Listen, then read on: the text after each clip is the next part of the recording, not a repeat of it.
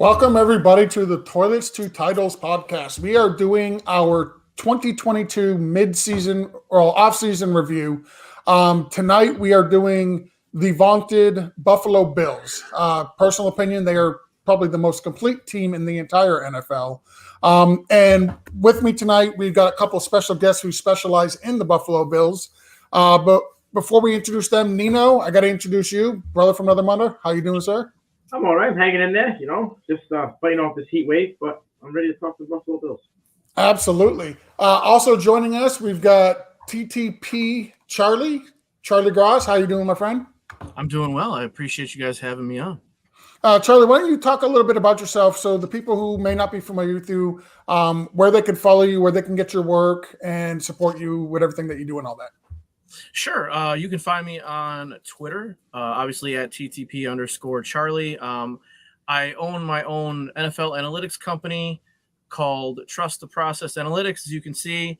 I also have a bunch of stuff under the 12 squared umbrella that you see back there, all kinds of stuff. We have a reaction channel, and we're going to do some other stuff. I got a Bills podcast called Humble and Hungry. That's on all the major platforms. I'm going to be doing an NFL podcast. So I got a lot of stuff going on. The analytics is player grades, new completion percentage metric. I do draft stuff, graduate of the Scouting Academy. So draft season comes, we'll do some of that. So I got a lot of stuff going on. But the best place to find me is on Twitter. That's where I spend too much of my time during the football season.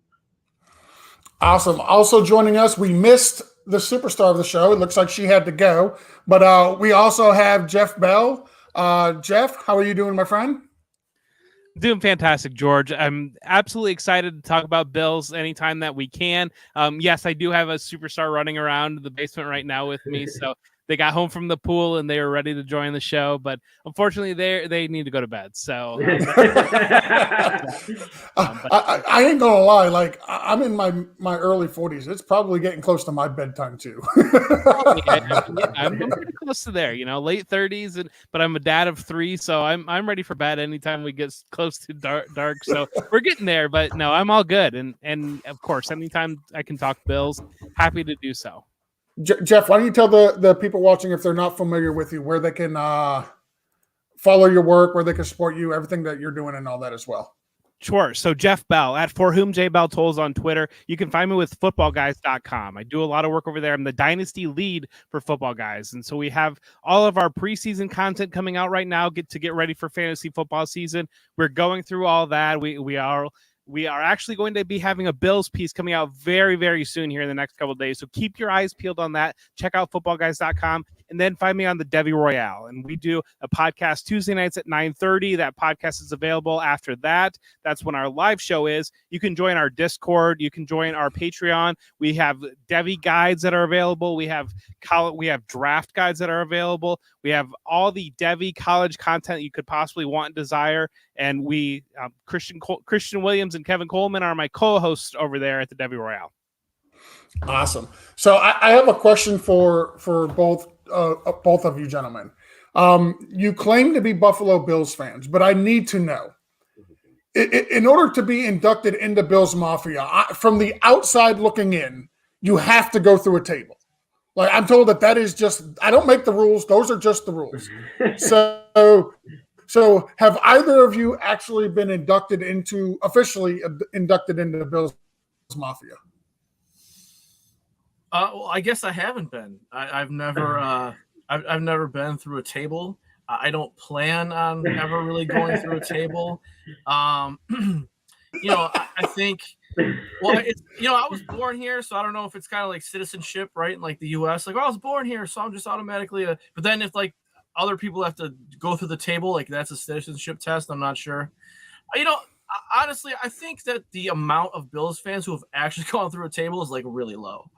Like, I mean, like how many people really? Like 10,000 maybe out of like, I don't know, 2 million fans or whatever it is. Like, it's probably really low. I mean, I know it's the thing that everyone associates with the mafia, but I don't think many people have actually really done it. Maybe I'm wrong. Maybe there's like 800,000 people who are watching this being like, you're crazy. What do you mean? But I've never been through, so I think it's something that's it's sensationalized, obviously, but I think the number is pretty low. Jeff, how about you? You've been through a table. Yes, That's what I'm talking about. Yeah, so I did last year for Scott Fishbowl in preparation for Scott Fishbowl, and my official joining of Bills Mafia. I've been a Bills fan my entire life, but I was all in the spirit, and I went through a table. I went through a smaller table than what I realized. I went in Walmart and I looked and I found the cheapest table, because reality, I was going to break the table. So why do I need a good table to break? And it turned out it was a little bit smaller than what I expected, but I still dove. I went through it. You can find it on Twitter. I just posted it again at the beginning of last week, going through the table on Monday. I posted that as kind of a throwback since Scott Fishbowl 12 started, and I had done that for Scott Fishbowl 11. But I have been through a table, and so I would, I guess, be an official member of Bills Mafia. So, nice. Charlie, there's 0% chance we're getting you to jump through a table tonight, isn't there? No, I'm not going. I don't have available tables to go through tonight. So I had to ask. Listen, you miss 100% of the shots you don't take. I absolutely had to ask. Let's be clear too. It was born out of boredom. Okay, I think that's really obvious. Like sometime in 2008 or 2010, 10 years into the playoff drought, when you're in the parking lot and your team is okay, they were never horrible. And they were never really good. They were always in that middle ground, really, for the most part. But they're not going to win probably, or if they do, it's some miracle. And the allure, certainly for the younger crowd, right? The 25, 30, people who had been born, let's say right at the end of the 90s, the Super Bowl run.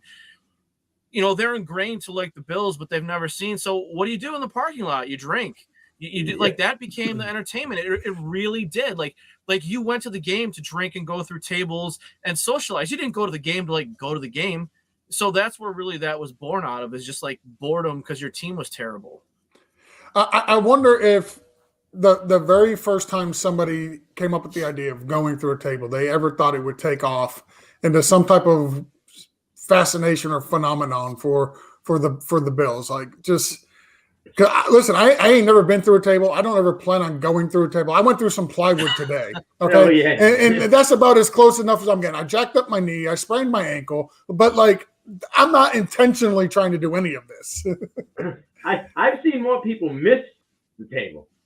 Yeah. Than actually go through it. You got to be real careful, I think, with where you place the table, preferably on the grass. I think we all saw the video of the kid who thought he was going to go, diagonally turnbuckle to turnbuckle in Tennessee, and instead he landed on his face on the concrete. That probably wasn't the most brilliant, idea. So you probably want to put it over the grass. That would be my being a non-table going through guy. That would just be the first thing that pops in my mind. Is you probably want to put it on on a softer surface. Can I get a queen size pillow top mattress underneath the table? I might consider that. It wasn't that bad. It was, I did it on the grass. My hip took the brunt of it. And that's kind of how I did, dove and kind of went on my side. And, I was protecting vital organs and those type of things. So, I had a good bruise, but other than that, it was okay. Oh, there was no climbing a ladder? You didn't climb up on a ladder? I did not climb a ladder. I ran and I jumped as high as I could and came down on it. Gave it the old, that Randy Savage elbow, maybe nice. Yeah, I think the goal is to survive until the team wins a Super Bowl. So I want everyone to keep that in mind. You don't want to be the guy who dies going through a table 3 weeks before your team wins the Super Bowl. That would be embarrassing. Yeah. I think so.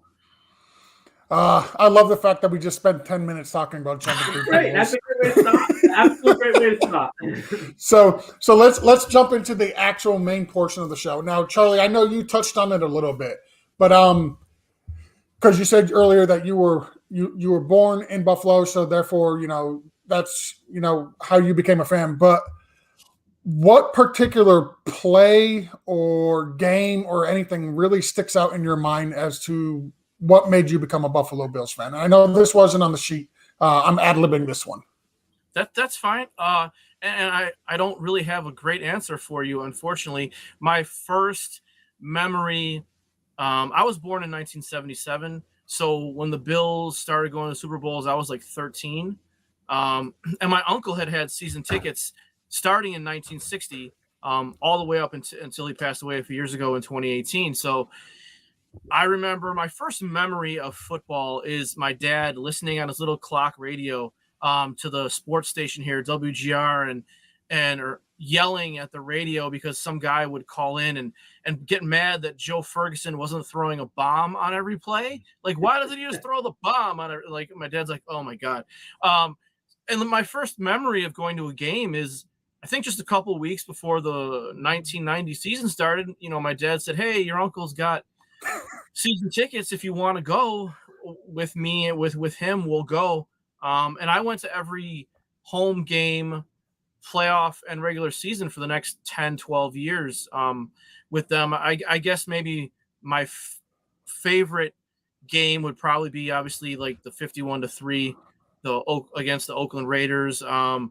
I believe it was in Denver, but they scored 3 touchdowns in 77 seconds to come back from like a 17-point deficit against the Broncos a year or two later. Block punts, Steve Tasker, all that stuff. And then the only game I missed was this playoff game against the Houston Oilers. Unfortunately, I didn't manage to see that one in person. So for me, I've been more of a fan of the team more than one player, even though I'm wearing a Thurman Thomas jersey as we speak. So for me, it was the whole experience being in the crowd, with people now who at that time were my age, and the feeling of walking into the stadium, like knowing you were going to win. It wasn't like, hey, are we going to win? They would always say, hey, Charlie, how much do you think they're going to win by? How many sacks do you think Bruce Smith's going to get? And the guys in the stands would be like, oh, we could really use a touchdown right now. And, Kelly DeReed touchdown, or we could really use a sack right now. Like Bruce Smith, it was like voice command football almost, like, and that's really what I remember more than one play in particular. Okay. And Jeff, same question to you. How did you become a Buffalo Bills fan? Or is there a game or a series or a play that sticks out to you?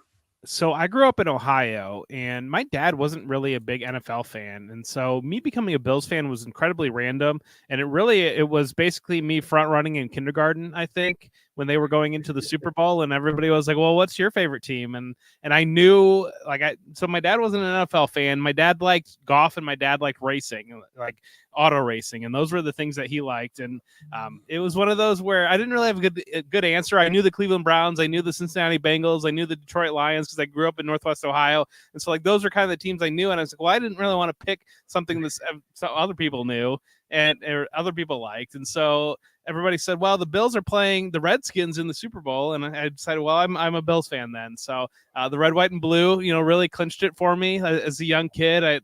Learning about America and whatnot, and the colors of America, and I just kind of went with it, and that gave me a lot of years of heartbreak, and I lived through the playoff drought, and I think that I definitely earned my fandom, as I obviously now, being a football podcaster, football content creator, compared to that background growing up, is football is a very important part of my life. And so experiencing that long drought with the Bills, I think that kind of clinched and earned my fandom there. And it's great to see them winning now, but there were certainly some trying moments.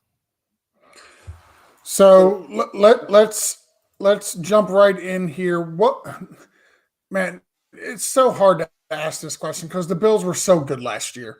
What went wrong for them in 2021? Like, obviously, short of a Super Bowl victory, like that would have been, fantastic for the Bills and their fans. But if you could look at the season overall, like what went wrong for them last year, Jeff? Well, I think the easy answer would be not squib kicking it with 13 seconds left and a lead against the Chiefs. But I think that game, really the first half of that game, I think maybe dug into the overlying problem with the Bills, because they came out offensively very conservatively. And I think that there was a good bit of disagreement between Sean McDermott and Brian Daboll on how to run the offense, what to do with the offense. I think Sean McDermott wanted a little bit of a run heavier team, and I think Brian Daboll wanted to throw the ball a little bit more. And so that first half against Kansas City, they were coming off that performance against unfortunately, your Patriots, when they absolutely shellacked them and didn't punt the entire game. They came out against Kansas City, and they wanted to play conservative. They wanted to play ball control, keep Patrick Mahomes off the field instead of just throwing the gas down and, dictating the pace and going with that, because they came in as the hottest offense in football. And I think that first half, they really took themselves out of it. By the time they got going, obviously they ran away in the second half there for a little bit, considering they were trailing coming into it. So the easy answer would be kicking off with 13 seconds left. But I think that really is kind of the microcosm of what went wrong with the Bills' 2021 season.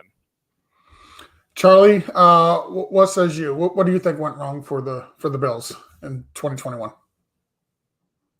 I think more than we realized, really. I think at first I was testing my player grading system a couple months ago, and I started doing the Bills grades from last year, and it's similar to PFF if you're familiar with the scoring range. It's not exactly the same, and the formula is different, but it's kind of in that ballpark. And I noticed that a lot of the Bills scores were just average. They were getting average scores. And I'm thinking to myself, this is a team who probably wins the Super Bowl if they beat the Chiefs. Yet all these grades are average. And my grades take in like DVOA, all kinds of different analytics. I kind of mesh them together, whatever, average them out. So, and I was like, this is so weird. And I really started thinking about it. And I think the first half of the year up until the Tampa game was really an interesting microcosm of kind of, they weren't really great. And I know that maybe that's disheartening, but Micah Hyde talked about after the Tampa game, how they were real honest with each other at halftime. And if you remember at halftime, the Bills came out and Josh Allen looked like, Michael Jordan of football. Just crazy, took the whole team on his back. And I'm kind of like, what do you mean? Why weren't you honest with each other after you lost to Jacksonville? Or so I think the offensive line wasn't great for most of the year. And Bills fans will say, well, when Spencer Brown came in, it got better. Yeah, a little better. It really didn't get that much better. It really didn't get better until Ryan Bates was inserted way at the end of the year. I think the defensive scheme has been doing a ton of work. Look at who are the superstars, who are the difference makers on the Bills roster. Poyer and Hyde, and White was hurt. I mean, Ed Oliver's a great run defender, and he might become, the next defensive tackle. Their pass rush was pretty bad from their defensive ends. They've got solid linebackers. I don't think they're fantastically great. So you've got this defense who's top 3 for the last 2 years, and it's kind of the scheme. There's no Von Miller until now, right? There's no guy screaming off the edge, anything like that. So I think the Bills, as weird as this sounds, have really only kind of scratched the surface. I think the special teams last year was pretty bad. They didn't have really a replacement for Andre Roberts. Their punter was terrible. So I think there's a lot of things that really went wrong that, the Bills weren't really. I just think the schemes are so good that you were able to overlook a lot of stuff. And the Bills offense is really just based on throwing to wide receivers. They barely got the tight ends involved. They barely got the running backs involved. They've been doing all this just throwing to wide receivers. And we'll talk about what I think, in your next couple of questions about where the offense is going to go. But so I think there's actually a lot of stuff that really didn't work out that well. And having Josh Allen and great schemes kind of covered up a lot of that stuff. I just wanted to ask a question. You mentioned the Tampa Bay game, and I just want to ask, what happened to your offense after that game? Because I feel like your offense kind of switched a little bit. Singletary became way more involved, and then we saw Mr. Davis all of a sudden emerge after that game. Yeah, I think they just finally realized that Devin Singletary was the answer at running back that they had compared to trying to go through him and Zach Moss or Matt Breida. I think they just finally said Devin is the most productive back. We're going to put it on him. We're going to give him this opportunity. And then with Gabe Davis, I don't really know what was going on with the first part of the year. To me, sitting where I'm sitting, what I was seeing, it kind of seemed like the coaching staff was maybe nitpicking a little bit with Gabe Davis's development, kind of slow rolling him a little bit and not forcing too much on him. And then kind of at that Tampa game, they finally just said, you know what, this kid is our only shot. We need to throw him out there. We need to let him go. And I think that's really kind of what happened there, because he certainly took off afterwards. And I think that it's the type of thing where Emmanuel Sanders had a very strong camp, and I think Emmanuel Sanders was where he needed to be in terms of, he knew the plays, he knew what he was going to do, and so they kind of went with that trusted vet, and then the performance just wasn't there. And I think that they took too long realizing that, recognizing that, making that change. And so I think that Tampa game was really the moment where they kind of said, it's now or never, it's do or die. And so we know that Emmanuel Sanders is not going to win us the Super Bowl. We know that Zach Moss is not going to win us the Super Bowl. So let's roll with the guys that give us the best chance of doing that. Yeah, I think that's fairly accurate. I think, they're probably trying to protect Gabe Davis a little bit. I mean, he's a guy who basically just ran straight lines in college. And if you notice, he's done basically the same thing in the pros. He's not like Stephon Diggs is a top 5 route runner. Even Sanders was probably still in the top 10, Cole Beasley. And then you got Gabe Davis, who's kind of just runs straight lines. I don't think he's great at sinking his hips and getting in and out of breaks. So, and I know he did have a bit of an injury at the beginning of the year. There's also, Dawson Knox emerged, which is going to take some stuff kind of away from Davis. And I don't know. I think they kind of decide, like, Sean McDermott's a big believer in 2 running backs, but I think after that point, they were sort of saying to themselves, okay, well, that's been great, sort of, but not really. And now I think we just need to give the ball to the best guy we've got in the running back room for the moment. The offensive line, like I said, when Ryan Bates came in there, especially, and I think, I guess I feel like, and Jordan Palmer, Josh Allen's quarterback coach, said this. He was on with the Draft Dudes with Joe Marino and Kyle Krabs. And if you guys haven't listened to that, Jordan Palmer is just an amazing person to talk to listen to talk. And he basically said that everything they did in the offseason was geared towards that moment, like to beat the Chiefs in the playoffs. So I think, too, there's something with, the Bills kind of trying to pace themselves, too, and pace the workload on Josh Allen and really, not go full out until the last, 5-6 games of the year and then the playoffs. So I think there's something to that too. I just think, and I think there was some friction too between Dable and McDermott, I think, for the past couple of years, to be honest. So that leads us right into the next question.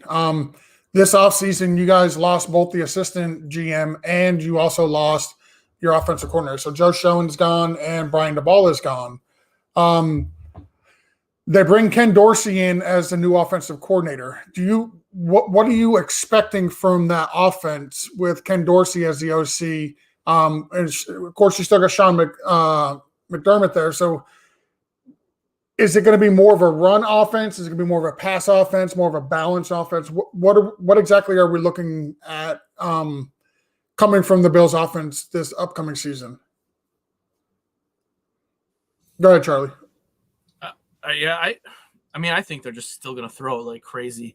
I don't think they're going to go 50-50 or anything like that. I think that would be a mistake, first of all. I think, I know that from an outsider's point of view, and a lot of the national guys are, well, we're not sure. You lost Brian Dable, but like I said, Brian Dable had really no interest in getting the tight ends involved, the running backs involved. He wasn't big on the running game, which is fine with me because I just want them to throw it all the time anyway. But I think Dorsey's gonna do a lot more 12 personnel. I think OJ Howard will get some pretty significant snaps. I think Knox will be pass catcher 2 for the Bills this year. I think you're going to see more creative schemes. And again, this sort of, I don't want to spoil my answer to a question you have coming up, but I think what they did in the draft sort of tells you what they want to do more, what they want to emphasize more in terms of that. And Dorsey's a guy who's been here 4 years, so they're not changing the terminology. They're not switching from the Earhart-Perkins terminology. They're just going to get different personnel groupings. And, they got Joe Brady at quarterback coach. They got Mike Shula, who was the Panthers assistant offensive coordinator when McDermott was there, Cam Newton, so they've got a lot of really brilliant, brilliant Mike Shule, but you know what I mean? Like he coordinated offense to the Super Bowl. He's not a slouch. So I think they got a lot of that going on. So I don't think they're going to run it more. I think they're going to run it better, if that makes sense. And Jeff, same question to you. What are we looking at with Ken Dorsey there versus Daboll? I think much more diverse personnel schemes, a lot different. Charlie mentioned, I think they're going to be using 12 personnel a lot more. And that was the other thing that happened kind of in the Tampa game. When you look at usage and kind of what they were using in personnel, because before early in the season and really last year, they were one of the heaviest in the league at 4 wide receiver sets. And, the third wide receiver was kind of never coming off the field. It was Cole Beasley was always that slot, never coming off the field. Then kind of in that Tampa game, they shifted it up a little bit and they inserted Gabe Davis didn't come off the field.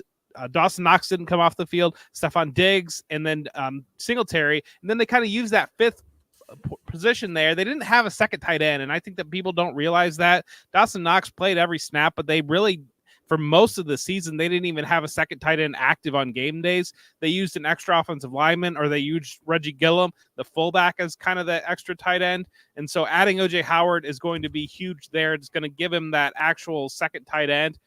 I don't know that O.J. Howard's going to get too involved in the passing game. I think that he's kind of going to be more that inline blocking tight end, but I think it's going to have a huge impact on Dawson Knox because I think it's going to free him up to break from the line a little bit more. I do kind of expect them to use Dawson Knox, use the tight end a lot more because Dorsey's background, when he was at Miami, he had Kellen Winslow, he had Jeremy Shockey. Then when he was at Carolina, they had Greg Olsen. So he's seen the impact of using a tight end in an offense, and I expect that to be a big point for them.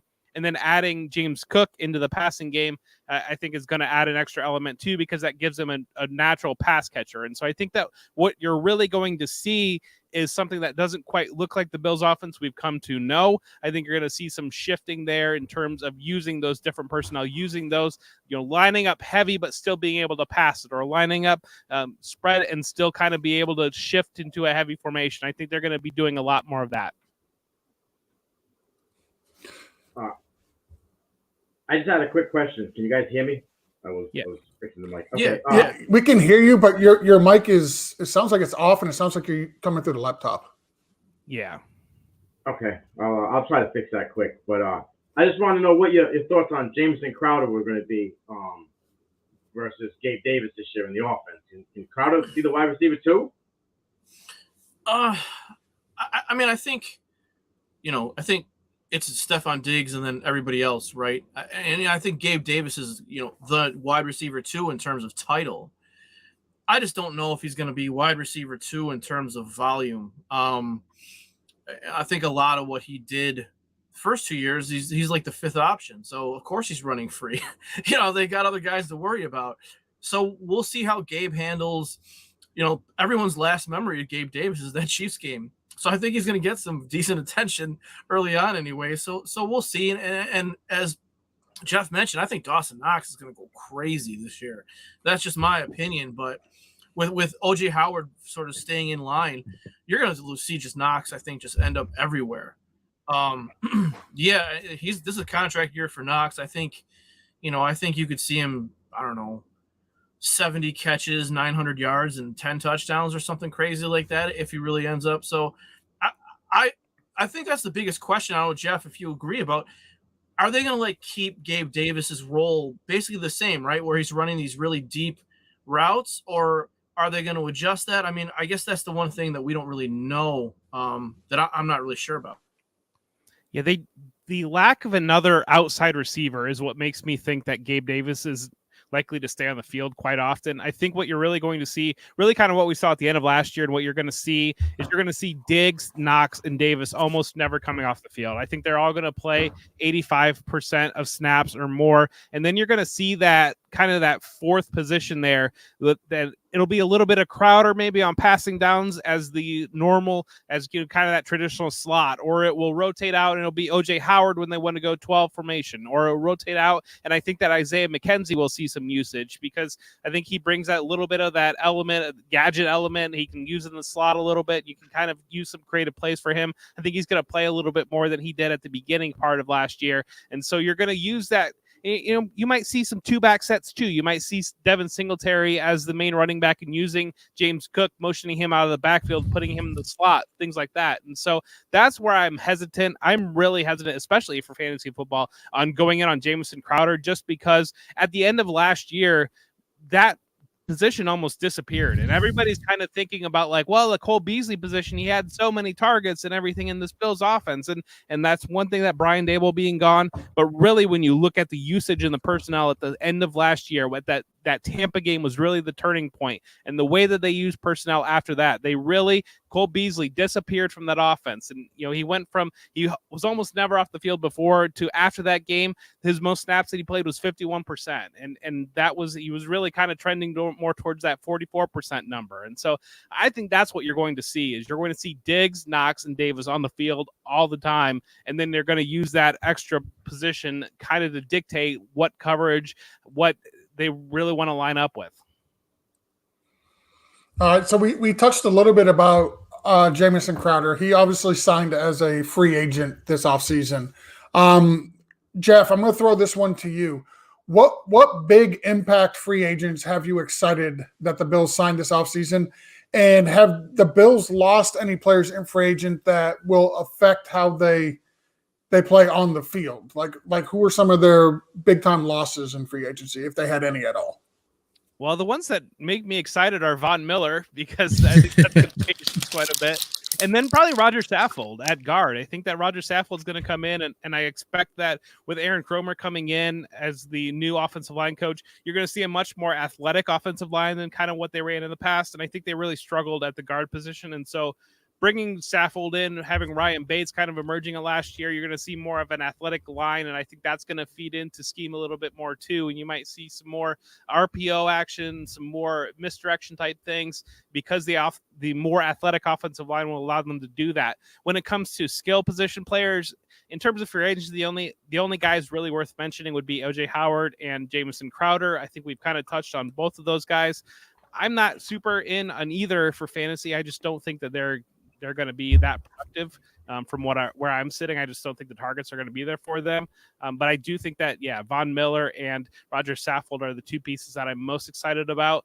The one I'm worried about is, I'm blanking on his name now, Wallace, the corner. Losing him to Pittsburgh, I think that there's going to be some impact there. I know they used that first round pick on a cornerback to kind of replace that position, but with Tre'Davious White coming in injured, kind of a question when he's going to be ready to go. Losing Levi Wallace at that second cornerback, I think might be kind of a question spot to look at. And Charlie, same to you. What free agents have you excited that the Bills signed? And which ones have they lost, if any? Do you think it's going to be felt on the field? Yeah, I think everyone's answer, right, is the first answer is Von Miller, because that really just adds, that's going to help, I think, everybody on that defense. But a guy that they signed before that I really thought would actually have the biggest impact is you got, Tremaine Edmonds on his fifth year, of his rookie deal. And I'm sure that they're going to re-sign him, but he's caught a lot of flack, actually, from the fan base, a good portion of the fan base. And I think, Ed Oliver has been a very, very good run defender, but we're still waiting for him to sort of take that next step as a pass rusher. And I think Daquan Jones coming in at that one tech, the defense really requires a guy who can two gap, and this is kind of the first time they've had that. So I think, putting a body like that next to Ed Oliver and then putting a guy like that in front of Tremaine Edmonds, I think, the Bills do a great job of trying to isolate variables. Like, they tried to isolate the variable with Josh Allen. They tried to put all these veterans around him, and I know that all the veterans weren't great, but they tried to put all these veterans around him so they could see if he was the problem or if he was developing and not have, he didn't have to worry about like wide receivers understanding leverage, right? Like because he had Diggs and he had Beasley, he had John Brown. And I think they're finally starting to do the same thing with Tremaine Edmonds. Like the Colts do a great job of protecting Darius Leonard. Like Darius Leonard plays at like 220. Okay. Same thing with the 49ers with Fred Warner. And now it's sort of Tremaine Edmonds' turn in his contract year. Okay, well, let's really put what he needs in front to keep him clean and for him to make plays. So I think to me, that's just as exciting as Von Miller, because hopefully if you notice, like there's lots of times where Tremaine gets eaten up like right away because there aren't guys keeping the offensive line where they're supposed to be, and they're just running like right at him.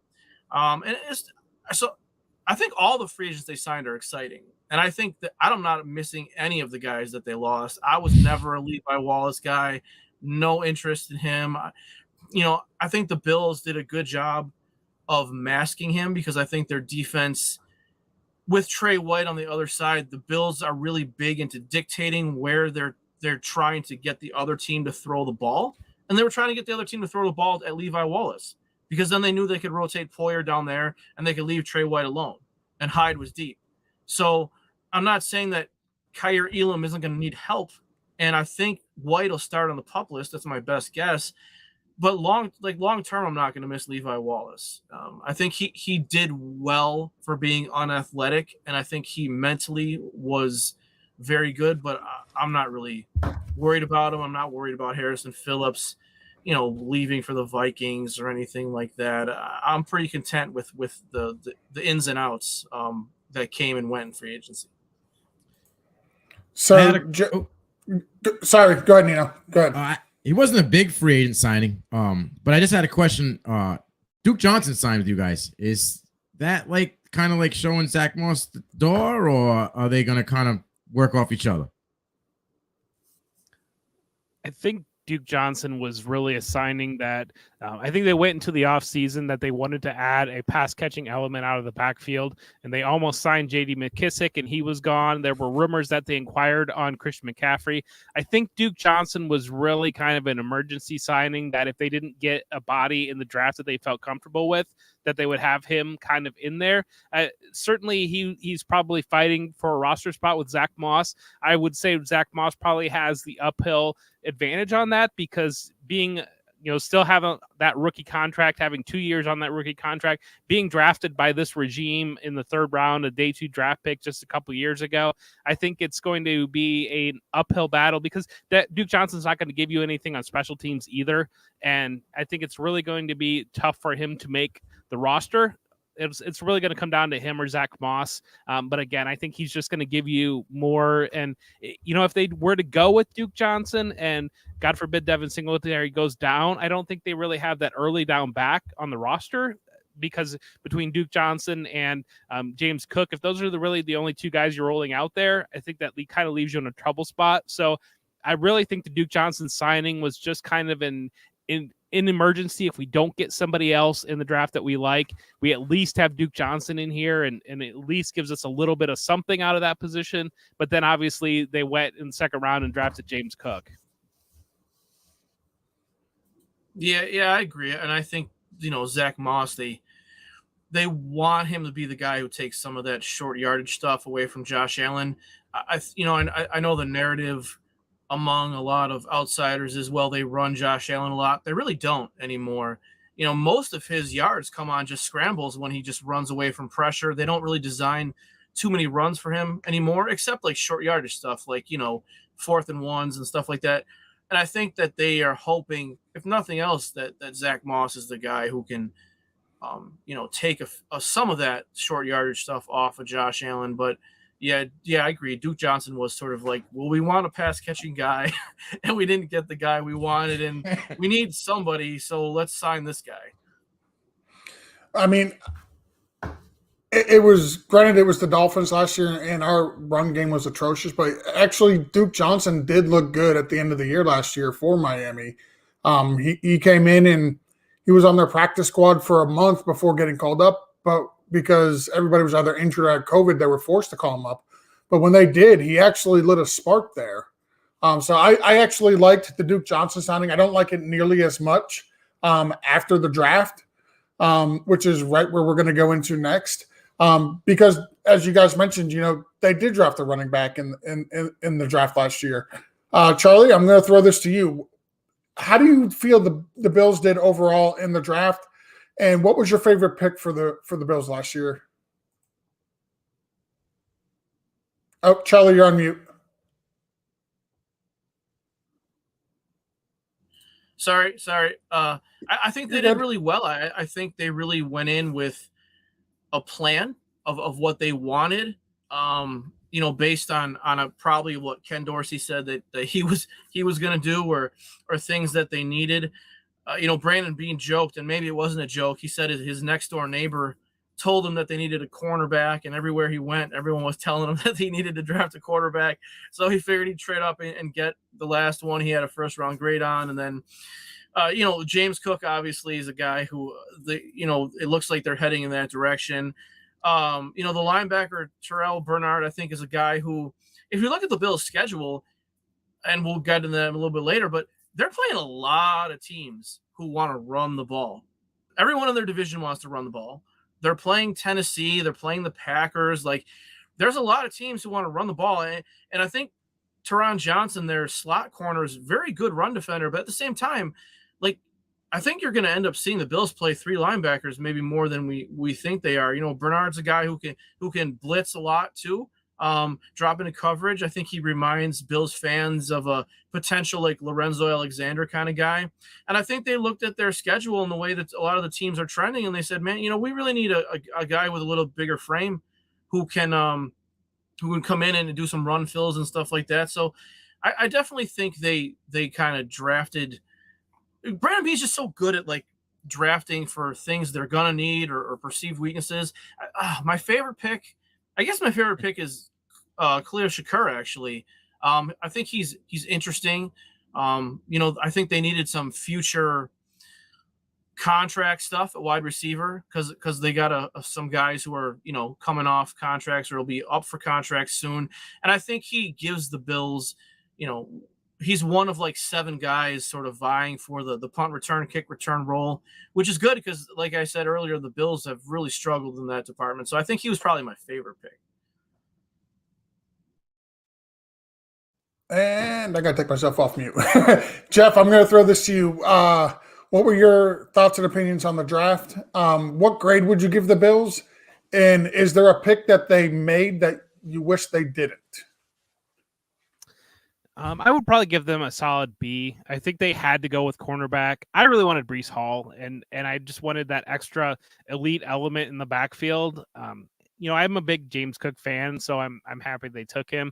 I think he'll add a lot to the passing game, but I think Breece Hall would have given them an overall running back, bell cow that they haven't had really since I guess they had a little stretch there when they were bad and they had Willis McGahee and those guys kind of rolling through there. But they I don't know. It was one of those that with this offense, it seemed like that one element that they were missing, or I kind of wanted them to go wide receiver. I was really wanting Jameson Williams, but obviously he went way before they were even on the clock. So that wasn't even a consideration. So landing the cornerback, that was, I think Charlie hit it the point out of the park there, that was really a need pick and I think when you're really kind of looking at the roster, it's kind of crazy because it feels like they were so bad for so long, and now they just recently became this elite team. But when you really look at a lot of the pieces, they're kind of on that backside where Tre'Davious White's starting to get a little bit older. The safeties are both getting older, both kind of approaching 30. Matt Milano, he doesn't feel like he's been around that long, but he's going to be 28 here in like a week or so. So he's going to enter his 28th season. And so I think that's what Bernard was kind of a backfill for that. I think Kaiir Elam was, yes, he upgrades that second cornerback, and they really needed that, but that was also a backfill for Tre'Davious White long term. And I think that what you're going to see, I would have loved to see. I am excited about Shakur, and I think he's going to add a lot. He kind of seems like an improvement on Isaiah McKenzie, maybe, and I don't really know that I see him as an outside receiver. I think in the third round, Jalen Tolbert went off the board right before they were on the clock, and that's when they took Bernard. That would have been a fun name to add there as another outside receiver, because I'm a little bit concerned about the depth at that position in particular. I think they're loaded up in the slot, but if Gabe Davis were to miss time, I think they would really be struggling to stretch the field vertically, and maybe Tolbert might have been a guy that would have been able to come in and add that element. But again, I think they really addressed a lot of the needs, added the extra element of a pass catching back, and kind of backfilled those positions and guys that they can get immediate production out of, but long-term can serve for kind of those cornerstone pieces in this defensive scheme. I wanted to ask 51.19 yards per punt from Matt Ariza. You guys must have been a little excited for that guy. He was hyped coming out of college as a punter anyway. I like that. It was one of those that, I was watching the draft on day 3, and I happened to fall asleep after we took the pick for Shakur. I was excited for that. Took a little bit of a nap, woke up, and saw we had taken the punt god. So I was pretty excited when that came through. Now he's got a hold. That's kind of been the big question about the team, because the Matt Heck, the former punter, kind of the punter competition, is an excellent holder, and there's concern that Ariaza hasn't held in his career, and so if they don't have somebody on the roster, because Tyler Bass kind of broke through last year and gave them an elite kicker, and so they kind of need to make sure that he can cover that element. But yeah, booming punts in Orchard Park, I think, is going to go a long way. Oh yeah. Yeah, I loved, honestly, I loved everything about what the Bills were able to do with the draft this past year. If you gave them a B, I think you were being modest. I would actually give them an A-. I was that high on what they actually did in their draft. How much of their draft and their free agent signings, I'm going to throw this to you, Charlie. How much of their draft and their free agent signings do you feel were more team needs, or were they, well, this is what's going on within the division, so we need to do something to counteract what's going on with the division? Because the Jets drafted another wide receiver. Miami made a trade. I'm not even going to acknowledge the other team up there. But how much of that was team need versus division influence? Well, Brandon Beane always talks about how you've got to worry about your division first, and then you worry about, teams like the Chiefs or the Colts or whoever. And I know that every team says that, right? Like, let's not kid ourselves, but I think that a lot of teams say that, but they have trouble doing it. And I think Brandon Beane really looks at it and really does it. And again, I'll reference, the running attack, like the Patriots, they want to run, like the Dolphins, the outside zone, right? Like, yep. You got the Jets who have a pretty good running tandem, although one of their running backs, from what I've seen on film, kind of falls down all by himself without contact.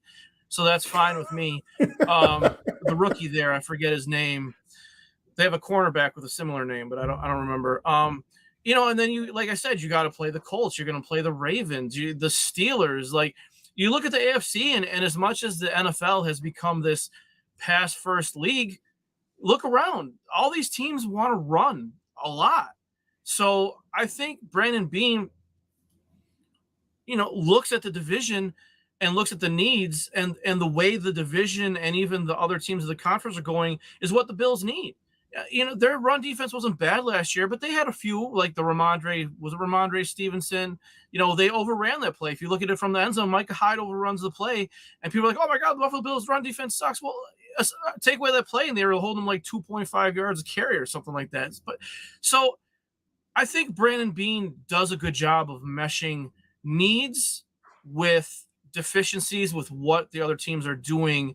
And they're always trying to not only like catch the Chiefs, but they're also trying to stay ahead of all the teams in their division. And I think they just do a great job of doing that. Honestly, I think Brandon Beane is a top 3 general manager in the league. I don't know how you could not think that, really. Like maybe him, Chris Ballard, and I don't know, somebody else. I'd have to look at all the general managers. But I think he does like a really great job, and that's kind of really revolutionary. They don't panic.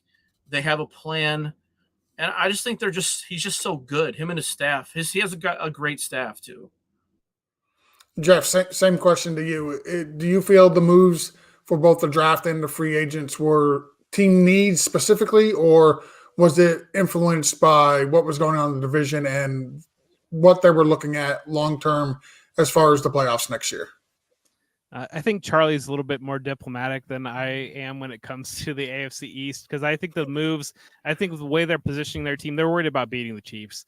They're worried about beating Patrick Mahomes, and I think that's when you really look at what they did. They added pass rush because they really struggled to get pressure on him both of the last 2 years when they lost in the playoffs, and so adding Von Miller does that. They're hoping that Greg Rousseau takes a step forward with Von Miller coming in to heat up the other side, and I think that it's one of those that you're adding to, kind of when you're in the front of the division, you're adding pieces that Phil needs to try to win the Super Bowl. And as doing that kind of keeps you in that position in the front of the division, kind of by nature. And I think that, maybe the Dolphins adding Tyreek Hill right there before the draft might have pushed that final lever on getting that early cornerback.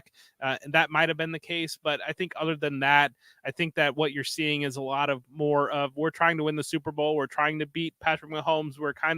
We have an idea of how we need to win these playoff games. And so we're positioning ourselves to do that, and kind of winning kind of hopefully gaining a lead or maintaining your lead on the division is a byproduct of doing that. Nina, do you have a question? I had a question in regards to the defense. What was your expectations for AJ Espinoza now that Von Miller is there?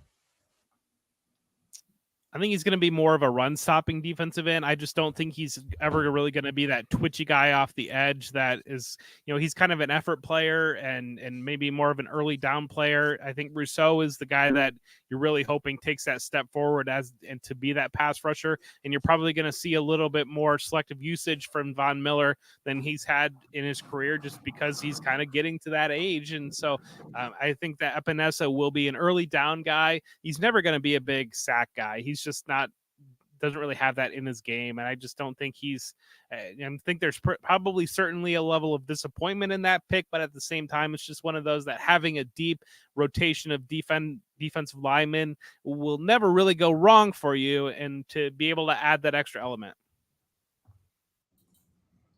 Yeah, I agree. The Bills really like heavy-handed defensive linemen, and he kind of fit that bill at the time.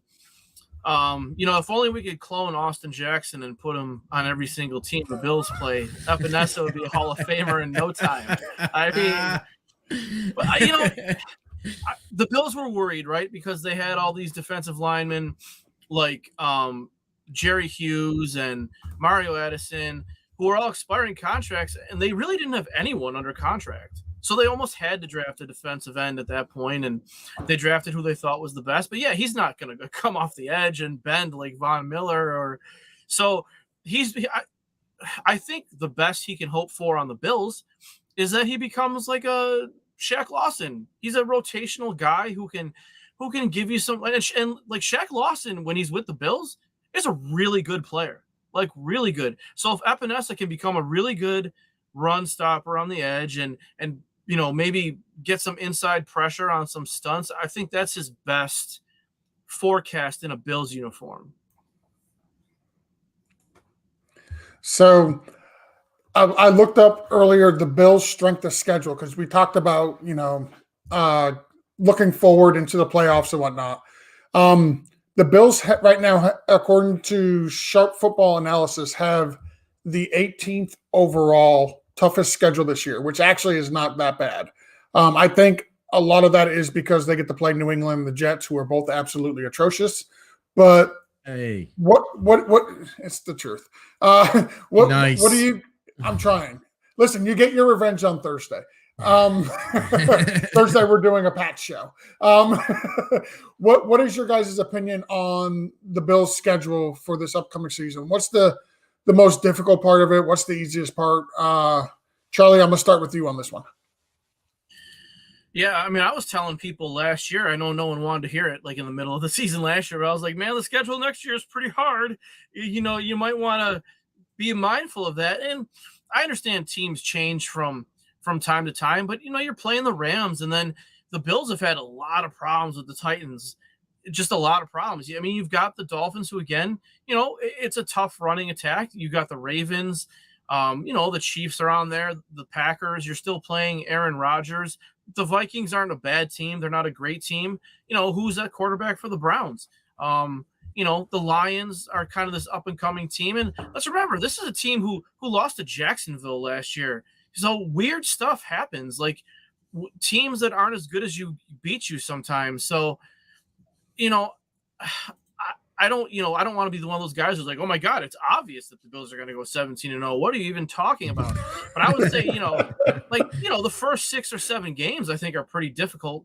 And then after that, I think it smooths out quite a bit.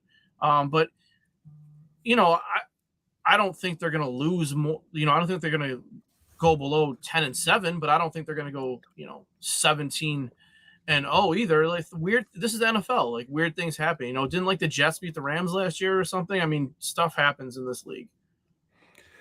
And Jeff, same to you. What's your thoughts on the schedule for the Bills this upcoming season? Yeah, I think Charlie hit on it there. Starting off the season, you kind of have that buzzsaw game week 1 with the Super Bowl champ and all that stuff going on. You're going out to LA, and then the Titans are a bugaboo for this team. I think it's the power running game. The Bills have a problem with that. Just the physicality. It seems like that. Just if you're a boxing fan, certain styles don't work well for a fighter, and I think the Titans kind of are that style that really gets in on the Bills. You're coming back week 2 on that, and then week 3 we've seen it before where these teams go down to Miami in September and it's nearly 100 degrees and they're not really ready for that, and I think that could set up there potentially in week 3. And then, Charlie hit it there. Then you kind of roll through Baltimore, Pittsburgh, the Chiefs, but then you get the bye. And really, once you get past the bye, they might not be an underdog in any of the games the rest of the season. So really the schedule sets up. They could be sitting there at 2-4 going into the bye and kind of everybody wringing their hands and panicking that are the Bills really that good? And then they come out of the bye and then they string off, they win the rest of the games. And then they end up at 13-4, like you kind of expected they would be at the end of the year, hottest team in football. And I kind of feel like that's the way the schedule sets up a little bit. And again, that early stretch, this is going to be, if they come out of that 4-2, like, look out, because that they would really set up very well, I think, the rest of the season. But it does set up to be like a 2-4 and kind of in that bubble, just worrying about going into the bye week. What do we really have with this team? So you guys all heard it here first. The Bills will start 2-4. That's the only thing I heard, Jeff. After you said 2-4, I stopped listening. That's all I heard. I was thrilled with that because that means there's hope somewhere for another team down south. What exactly, Jeff? I'm gonna throw this to you. It bleeds right in. What are your expectations for the Buffalo Bills in 2022? I think it's hard to say that I expect them to win the Super Bowl, but I mean, we're kind of at that point where if they don't, it's a disappointment, I guess, kind of when you look at the team. And we've progressed. We made it to the AFC Championship game. We had the Chiefs beat going into last year. And, I think that we all probably would have felt pretty good about having Cincinnati in the AFC Championship game, the way that the Bills were playing going into that. So the expectation, I think, is really Super Bowl or bust at this point. We have to win a Super Bowl. This organization has to win a Super Bowl. Josh Allen has to win a Super Bowl. And it's, if they fall short of that, if they have that 2-4 start, and if they lose a couple other games, if they have an early playoff exit, I mean, it might get hot for Sean McDermott really quickly. Can you give me a record, Jeff? A record, I would say I'm going to just go with 14-3 on the optimistic side on the record. So I'll go ahead and go roll with that, but that's probably some phantom talking. It might be closer to 12-5, but I'll go 14-3. You said that you're going to start 2-4, but they're going to finish 14-3. I'm not a math major, but that don't make no sense. Here we go, George. Charlie, same thing to you. What are your expectations for the Bills, and can you give me a record? I mean, I think my expectations really are make the playoffs, and you hope that they go deep in the playoffs. I think most Bills fans will tell you that anything short of a Super Bowl win would be a disappointment. But I mean, 31 teams don't win the Super Bowl. It's not like it's this easy thing to do, right? It's just not, except for maybe this guy up here. It seemed pretty easy for a while, but it's not, and I think that we had to get rid of him for a minute. Yeah, no, definitely. Get rid of him. I don't know. Anyone who likes hoodies, I don't want them around. See, it's some I wore it purposely. No, I guess I'm not going to be. I'd be disappointed if they miss the playoffs. I'd probably be disappointed if they lose in round one. But if they go to the AFC Championship and they lose, is that disappointing in the moment? Of course. But then you step back a couple days later, like that was a really great season. If you're objective, and that was like a really great season. Like 28, 29 teams didn't get that far. So I think we all want them to win the Super Bowl. And my thing is I kind of feel like, even though I know it's hard to win, I kind of feel like, how can they not? Like, when you really break down all the stuff I pointed out that I thought didn't go well last year, and couple that with getting Von Miller on your defense, and getting a really good one tech on your defense, and getting a better cornerback across from Trey White, and you're getting hopefully a diversified offense with the same system. They got Joe Brady as the quarterback's coach, for crying out loud. The offensive minds in that room, they've got people who Josh Allen are comfortable with. And I just think, like, given all that, and given how far you went last year, when my perception is that you had so many things that didn't go your way, like, the sky, I feel like, is the limit. So I feel like, even though the schedule's harder, it shouldn't be like, if everything goes well, I think they'll win the Super Bowl, no problem. And I've got a crazy Josh Allen stat prediction for you. I don't know if you want that now or later. No, go for it. Absolutely. I was just about to ask over under. Well, first of all, let me say, I think the floor is probably 11-6, and the ceiling's like 15-2. But I've been predicting like 13-4. Like I said, weird things happen. But given everything that I talked about with how I felt like the offense was weirdly struggling last year, my prediction, if everything goes really, really well for Josh Allen and Buffalo Bills, my prediction for Josh Allen is 5,300 passing yards, 700 rushing yards, and 60 total touchdowns. So that's 6,000 total yards and 60 total touchdowns. I think that is very attainable for him, and I think that he's easily the best player in the league.